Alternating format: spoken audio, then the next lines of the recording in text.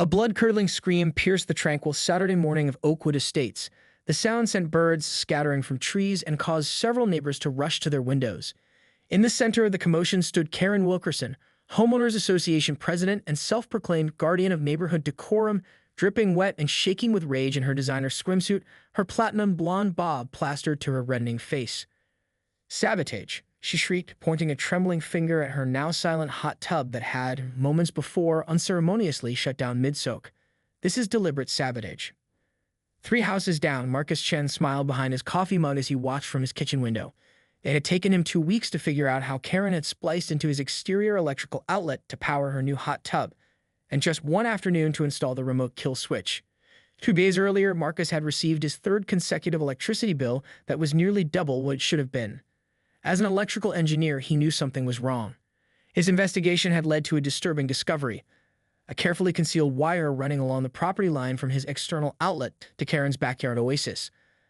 A deluxe hot tub she'd installed despite the HOA's own restrictions against them, which she drafted herself. Now Karen stomped across her immaculately landscaped yard, her wet footprints marking a path of fury. Her husband, Bill, a mild-mannered accountant who had perfected the art of invisibility during his 20 years of marriage, peered nervously from behind the safety of the French doors. "I know you did this, Marcus," Karen bellowed, stopping at the property line she'd once measured with a laser level when Marcus's hedge exceeded the allowable height by half an inch. "Turn it back on right now." Marcus stepped onto his deck, coffee still in hand. "Good morning, Karen. Lovely day, isn't it? Having some electrical trouble? Don't play innocent with me. I know what you did." "What exactly did I do, Karen?" Marcus asked calmly. You, Karen sputtered, suddenly aware that admitting to stealing electricity would put her in a precarious position. "Because if you're suggesting I somehow interfered with whatever is powering your hot tub, the one forbidden by HOA Regulation 16.5 that you yourself wrote, I'd have to wonder how my actions could possibly affect your utilities." Karen's mouth opened and closed like a fish out of water. The neighbors who had gathered to watch the spectacle exchanged knowing glances. Karen had been terrorizing the neighborhood for years with her clipboard, measuring tape, and arsenal of violation notices. "This isn't over," Karen hissed, retreating toward her house, dignity in tatters. "There will be an emergency HOA meeting about this." As Karen stormed back inside, Marcus noticed Bill giving him a subtle thumbs up through the window before quickly disappearing. That evening, every household in Oakwood Estates received an emergency HOA meeting notice for Monday night. The sole agenda item: discussion of energy theft prevention measures. Marcus laughed as he read the notice.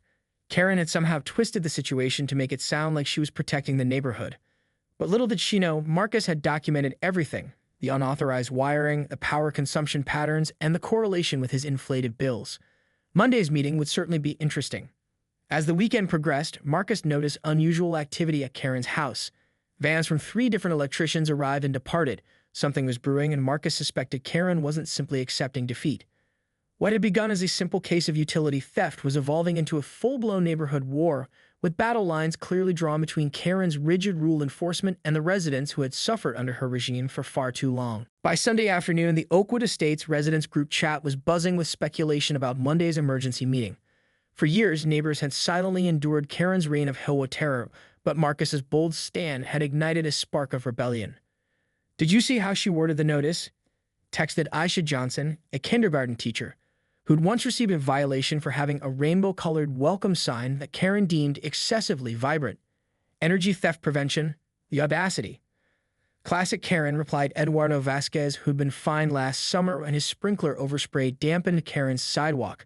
"She's the victim even when she's the perpetrator." While the neighborhood chatter intensified, Karen was executing a multi-pronged counterattack from her home office. A room she dedicated to a HOA business, complete with filing cabinets organized by address and violation type. Her husband, Bill, hovered nervously in the doorway. "Karen, maybe we should just pay for our own electricity," he suggested tentatively. "I can call the electrician tomorrow, too." "Absolutely not," Karen snapped, not looking up from her computer, where she was reviewing the HOA bylaws. "This isn't about the money, Bill. It's about authority. Marcus has deliberately undermined mine, and I won't stand for it." Bill retreated silently, leaving Karen to her plotting. She'd spent 15 years building her position in Oakwood Estates. Starting as a simple committee member, she methodically worked her way up to president through a combination of passionate micromanagement and being the only resident willing to endure the tedium of monthly meetings. The neighborhood was her domain, and Marcus had challenged her sovereignty. Karen printed out copies of Marcus's past violations. A fence stained the wrong shade of mahogany, holiday decorations left up 3 days past the allowed date, and garbage bins visible from the street for excessive hours. Insignificant infractions, but in Karen's hands they formed a pattern of neighborhood disruption. Meanwhile, Marcus wasn't sitting idle. He'd invited several neighbors over for a strategy session that evening. "She's been stealing approximately $75 worth of electricity monthly," Marcus explained, showing them his utility bills and the photos he'd taken of the concealed wiring.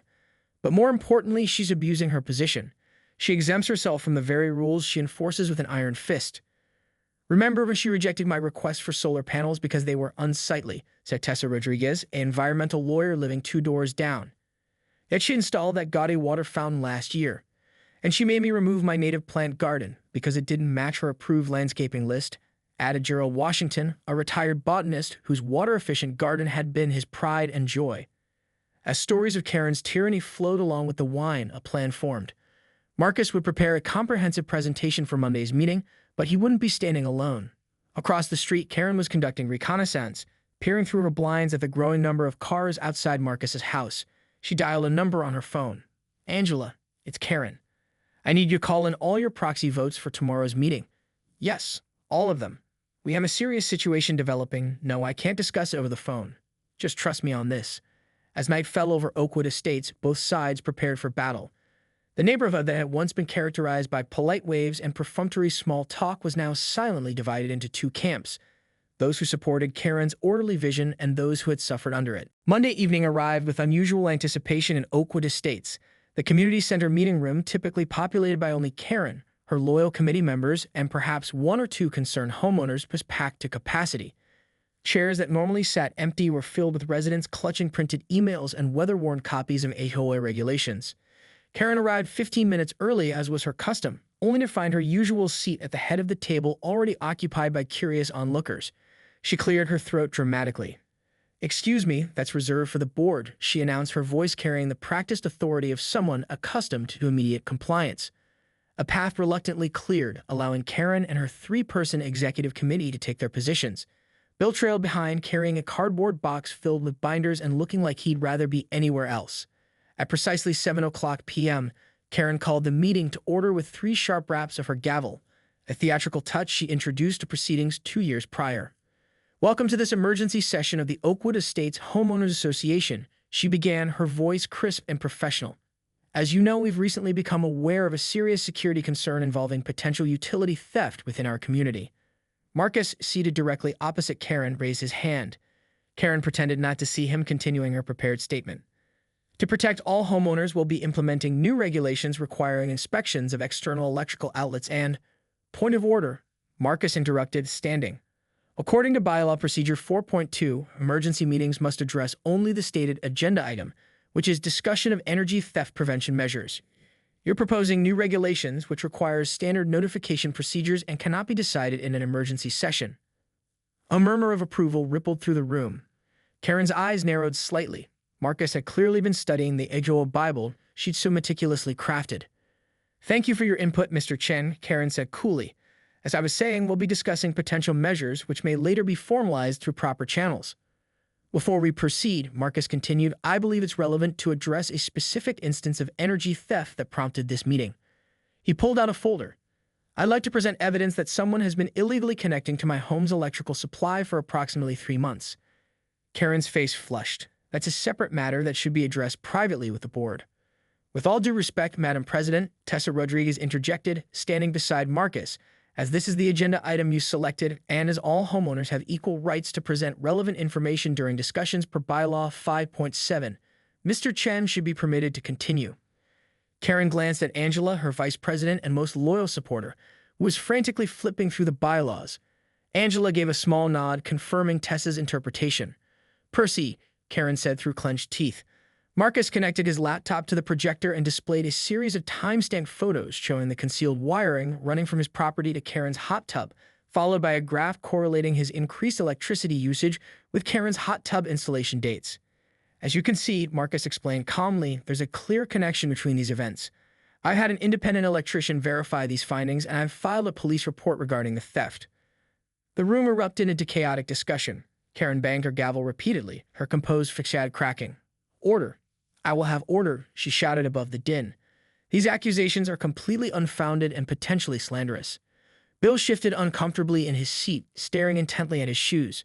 "Furthermore," Marcus continued when the room quieted, "I'd like to note that the hot tub itself violates HOA Regulation 16.5, which prohibits visible water recreational equipment, including but not limited to above-ground pools, hot tubs, and inflatable water features."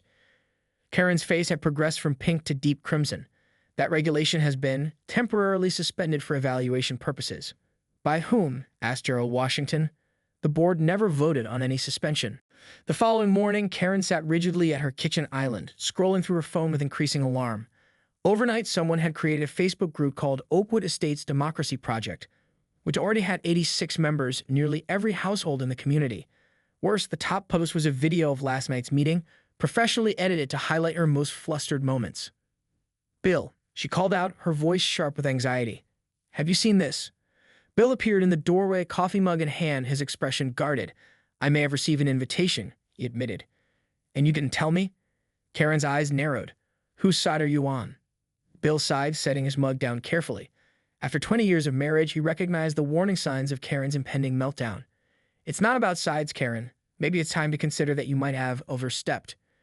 Karen stared at him as if he'd suggested they paint their meticulously white-trimmed house neon green. "Overstepped? I've devoted my life to maintaining standards in this neighborhood. Before me, people were installing basketball hoops and painting their doors whatever colors they wanted." "And stealing electricity?" Bill asked quietly. Karen's mouth snapped shut, then opened again. "That was a temporary solution. The hot tub installation company said a dedicated line would be installed, but they were backlogged. I was going to fix it. After 3 months, "That's enough, Bill," Karen said, standing abruptly. "If you're not going to be supportive, at least don't actively undermine me." As Bill retreated to his home office, Karen began drafting a multi-pronged response strategy. First, a formal letter to all residents emphasizing her years of dedicated service. Next, a special committee to review outdated HOA regulations that might need modernization. Finally, a neighborhood appreciation barbecue to rebuild goodwill. She was interrupted by a knock at the door.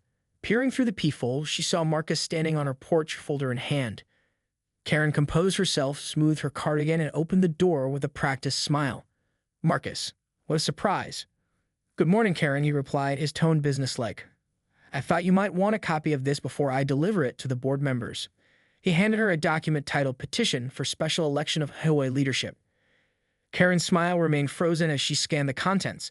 The petition cited Bylaw 8.3, allowing for special elections when supported by 2/3 of homeowners, a clause she'd included years ago to protect against ineffective leadership, never imagining it would be used against her.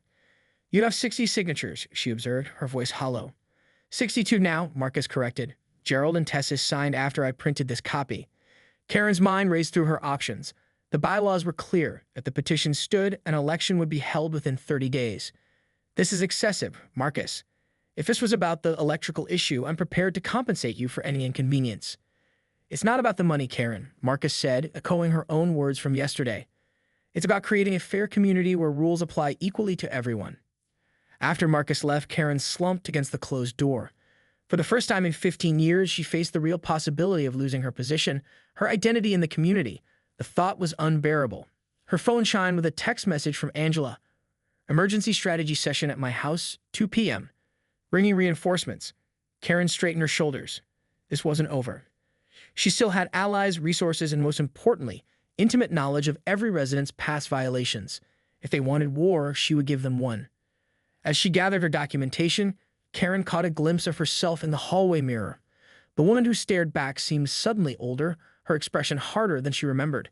A tiny voice in the back of her mind whispered that perhaps she had lost perspective somewhere along the way. By Wednesday afternoon, Oakwood Estates had transformed from a quiet suburban community into a political battleground.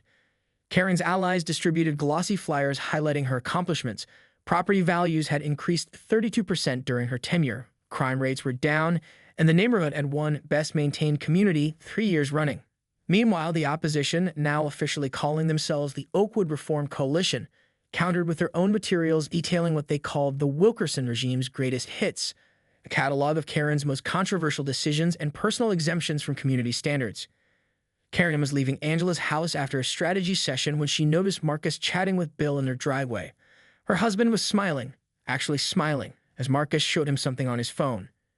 Karen marched over, fury building with each step.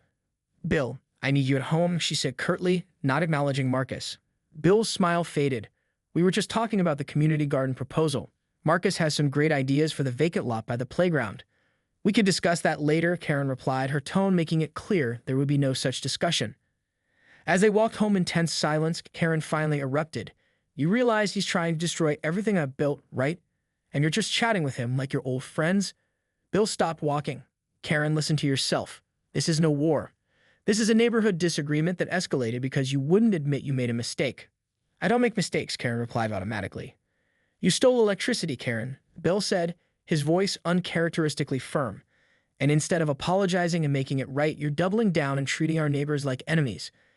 Karen stared at him, shocked by his direct challenge. Before she could respond, her phone rang, Angela with news she couldn't ignore. "They scheduled a special election for next Friday," Angela reported breathlessly. "And Karen, they've nominated Tessa Rodriguez to run against you." Tessa, the environmental lawyer who'd clashed with Karen repeatedly over sustainable gardening practices. The same Tessa whose impeccable professional credentials and community connections made her a formidable opponent. "We need to hit back harder," Karen decided. "It's time to use the violation archives." "Karen," Angela hesitated. "Some of the committee thinks that might backfire. It could look like intimidation." "It's not intimidation, it's enforcement," Karen insisted. "Everyone wants to forget the rules when they're inconvenient, but where would we be without standards?" After hanging up, Karen retreated to her home office, pulling out residence files and searching for leverage. There had to be some way to regain control of the situation. Hours later, Bill found her surrounded by papers, frantically making notes. "Karen, it's after midnight. Come to bed." Karen looked up, her eyes red-rimmed from strain. "Did you know Marcus built that deck 6 years ago without proper permits? And the Johnson's fence is 3 inches taller than regulation? Everyone acts so righteous, but they all break the rules when it suits them." Bill knelt beside her chair. "Karen, I'm concerned about you. This isn't healthy.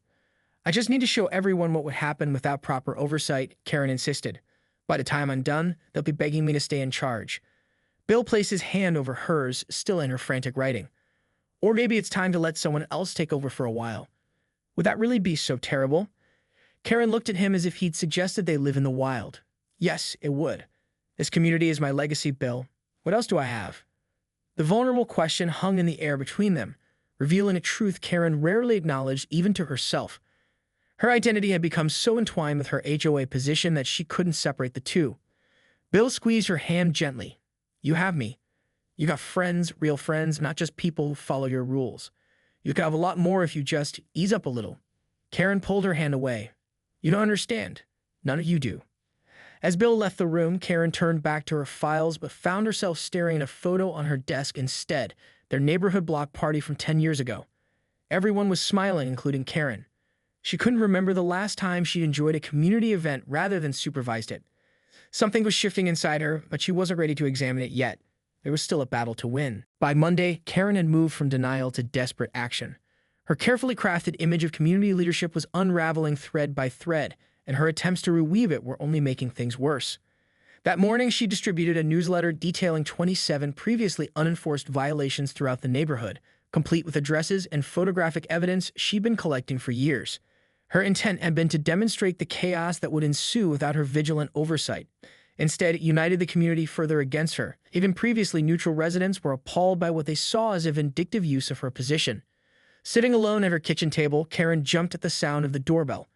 Through the window, she saw at least a dozen neighbors gathered on her front lawn, Marcus and Tessa at the forefront. With trembling hands, she opened the door. "This has to stop, Karen," Tessa said, her voice firm but not unkind. She held up the violation notice Karen had left on her door. "Using HOA resources to target political opponents is expressly forbidden in the bylaws you wrote." Karen lifted her chin defiantly. "These aren't political actions. I'm simply doing my job. By suddenly enforcing violations you documented but ignored for years." Marcus asked. "Some dating back to before you were even on the board?" "Rules exist for a reason," Karen insisted, though her voice lacked its usual conviction. From the back of the group, Eduardo stepped forward. "Karen, my 6-year-old daughter was in tears this morning because your notice said her butterfly garden has to be removed. The same garden your committee approved last spring." Karen felt a flush of shame but pushed it aside. "Exceptions may have been made in error." Tessa shook her head. "This isn't just about rules anymore. This is about using your position to punish people who disagree with you.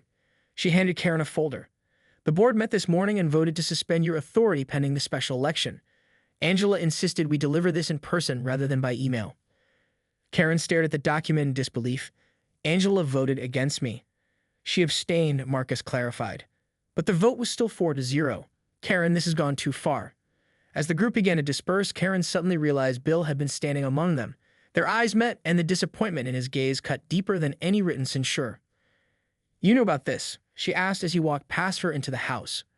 I tried to warn you, he replied quietly. You wouldn't listen. The door closed behind them, leaving them standing in their immaculate foyer with its perfectly positioned furniture and tastefully neutral decor, a home as regulated as the neighborhood she sought to control. They can't do this, Karen insisted, clutching the suspension notice. I'll contest it. Bill took a deep breath. Karen, I love you, but I need to say something I should have said years ago. This isn't healthy. What you're doing, how invested you've become in controlling everything around you. I've watched you change from someone who cared about our community to someone who only cares about enforcing its rules. Karen opened her mouth to protest, but no words came. Remember when we first moved here? Bill continued. You started the community garden. You organized block parties. People genuinely like being around you. That was before I understood what it takes to maintain standards, Karen replied automatically, but even to her own ears, the words sounded hollow. No, that was before you decided your worth was tied to how many violations you could find. Bill's voice was gentle but firm. I miss that, Karen. I think our neighbors do too. Something crumbled inside her, a wall she built so gradually she hadn't noticed its construction.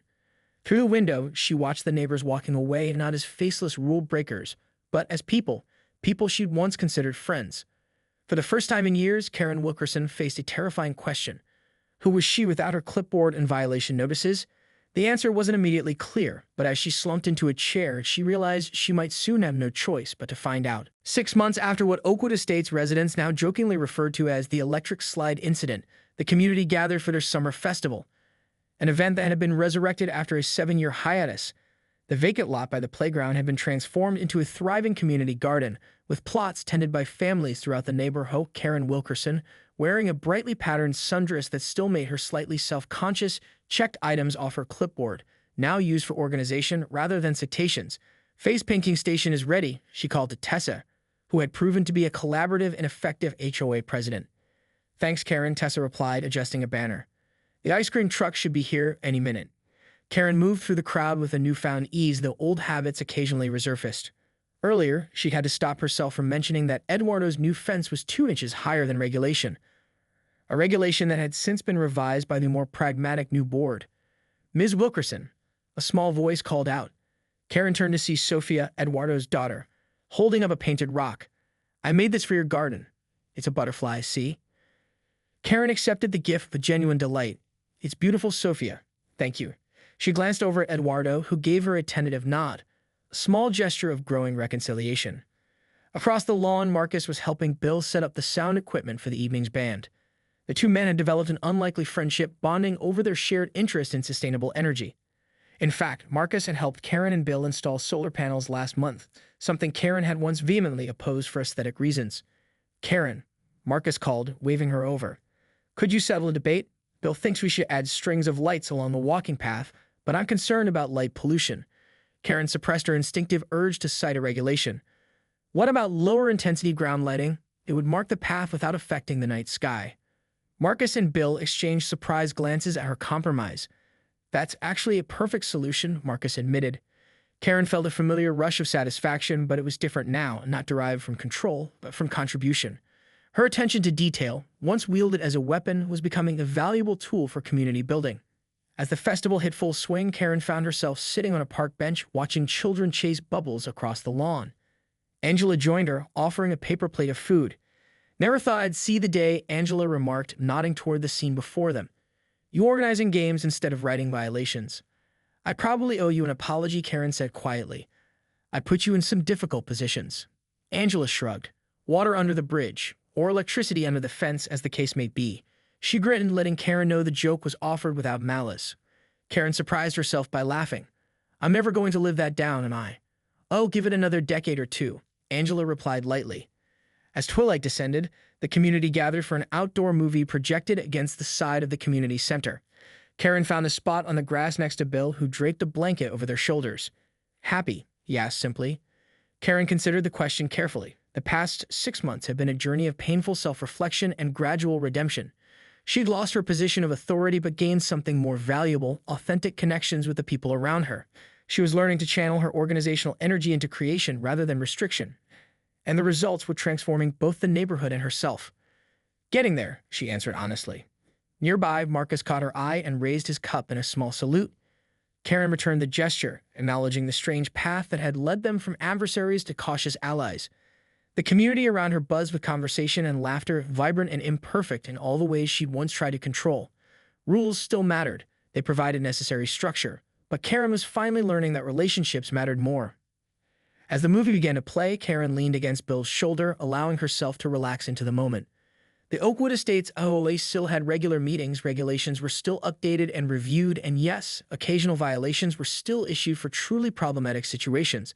But something fundamental had shifted in how the community governed itself: a balance of order and flexibility, standards and understanding.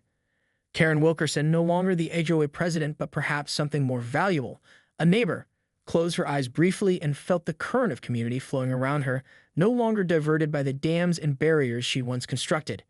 It wasn't perfect, but it was real, and for now, that was enough.